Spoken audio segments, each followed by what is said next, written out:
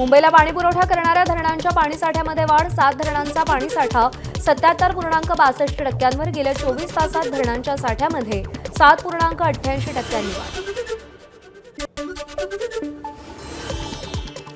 छत्रपती संभाजीनगर जालन्यातील 300 खेड्यांसाठी आनंदाची बातमी. जायकवाडी धरणामध्ये 51,000 क्युसेकनं पाण्याची आवक. पाणी पातळी 33%वर, तर आणखी पाण्याची आवक वाढण्याची शक्यता. कर्नाटकातील अलमट्टी धरण 89% भरलं. धरणातून 67,500 क्युसेकनं पाण्याचा विसर्ग, तर धरणामध्ये 73,162 क्युसेकनं पाण्याची आवक. अलमट्टीवरील पाण्याचे नियोजन सांगली आणि कोल्हापुरातील पुरासाठी महत्त्वाचं. कर्नाटक आणि महाराष्ट्राच्या जलसंपदा विभागाचं याकडे लक्ष. रायगडच्या पेण तालुक्याला पाणीपुरवठा करणारं हेटवणे धरण 90% भरलं. सांडव्यावरून 26.59 घनमीटरनं पाण्याचा विसर्ग. धरणाचे 6 दरवाजे उघडले.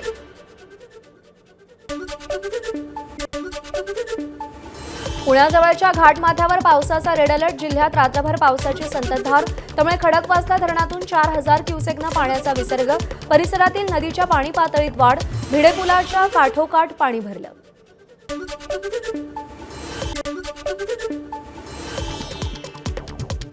पुणे जिल्ह्यातील पवना धरण 95% भरलं. धरणातून पवना नदीमध्ये 800 क्युसेकनं पाण्याचा विसर्ग. 20 दिवसात धरण 95% भरल्यानं शेतकऱ्यांना दिलासा. अहिल्यानगरमधल्या भंडारदरा धरणातून 15,000 क्युसेकनं विसर्ग. धरणाचा साठा 95%वर. पाणी पातळी नियंत्रणात ठेवण्यासाठी धरणातून पाण्याचा विसर्ग.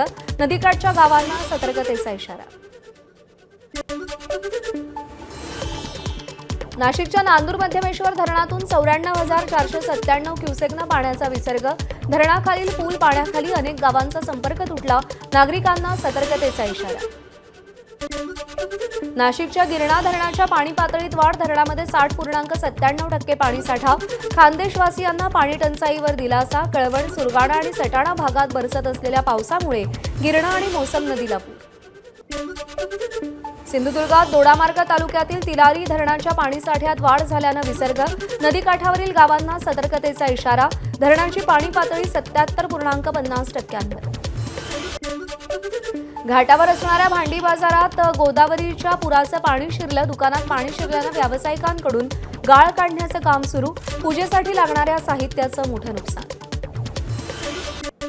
नाशिकच्या निफाड भागात झालेल्या मुसळधार पावसामुळे सायखेडा पूल पाण्याखाली. त्यामुळे पूल वाहतुकीसाठी बंद. चांदोरी गावात पुराचं पाणी शिरलं. प्राथमिक आरोग्य केंद्राच्या आवारातही पाणी शिरल्यानं प्रशासन सतर्क. नाशिकच्या निफाडमध्ये पावसाचं पाणी शेतात शिरल्यानं द्राक्ष बागांचं नुकसान. निफाडच्या कारसूळ येथील शेतकरी अडचणीत. प्रशासनाच्या हलगर्जीपणाचा शेतकऱ्यांना फटका. रस्त्यावरच्या अनधिकृत पाईप काढून टाकण्याची मागणी. नाशिकच्या सुरगाणा तालुक्यात पावसाचं थैमान. नदी नाले ओसंडून वाहू लागले. पुराच्या पाण्यात एक जण वाहून गेला, तर शेतीचंही मोठं नुकसान. पालघर आणि गुजरातमध्ये झालेल्या मुसळधार पावसाचा परिणाम. पश्चिम रेल्वेवर गुजरातहून मुंबईकडे येणाऱ्या सगळ्या लांब पल्ल्याच्या गाड्या अजूनही बंद. गुजरातमधील बिल्लीमोरा जवळील पारडी आणि अतुल दरम्यान पुलाचं पाणी ट्रॅकवर. रुळाच्या दुरुस्तीचं काम सुरू. पालघर जिल्ह्यातील पावसाचा फटका. शेतीलाही. भात उत्पादक शेतकऱ्यांचं मोठं नुकसान. भात रोप पावसाच्या पाण्यात वाहून गेली. आढावा घेऊन सरकारनं नुकसान भरपाई देण्याची मागणी. भंडाऱ्यात गेल्या 6 दिवसांपासून पावसाची संततधार. त्यामुळे साकोली सराटी नाल्यावरून पाणी वाहू लागलंय. वाहतुकीसाठी मार्ग बंद. पुलावरून कोणीही धोकादायक प्रवास न करण्याचं आवाहन. अमरावती जिल्ह्यात सलग 3 दिवस पडणाऱ्या पावसामुळे दुबार पेरणीचं संकट दूर. रिमझिम पावसामुळे पिकांना जीवदान. पाऊस शेतीसाठी उत्तम असल्याचं कृषी अधिकाऱ्यांचं मत. बीडच्या गेवराई तालुक्यात अत्यल्प पाऊस. त्यामुळे खरीपाची पिकं सुकली, तर फळांच्या बागाही करपल्या. नुकसान झालेल्या शेतीचा पंचनामा करून मदत देण्याची शेतकऱ्यांची मागणी. नाशिकमधील चांदवडच्या डोंगर रांगेतील धबधबे ओसंडून वाहू लागले. डोंगर हिरव्या शालूनं नटले. आग्रा महामार्गावरून जाणाऱ्या पर्यटकांना मनमोहक दृश्याची भुरळ. जम्मू आणि काश्मीरमधील बारामुल्ला इथं ढगफुटी. डोंगरावरून पडलेला मलबा निवासी भागापर्यंत पोहोचला. रस्त्यांना नदीचं स्वरूप. मुसळधार पावसामुळे जम्मू आणि काश्मीरमधील पहलगाममध्ये अचानक पूर. पाण्याच्या जोरदार प्रवाहानं एक पूल वाहून गेला, अनेक भागांचा संपर्क तुटला. एबीपी माझा, उघडा डोळे बघा नीट.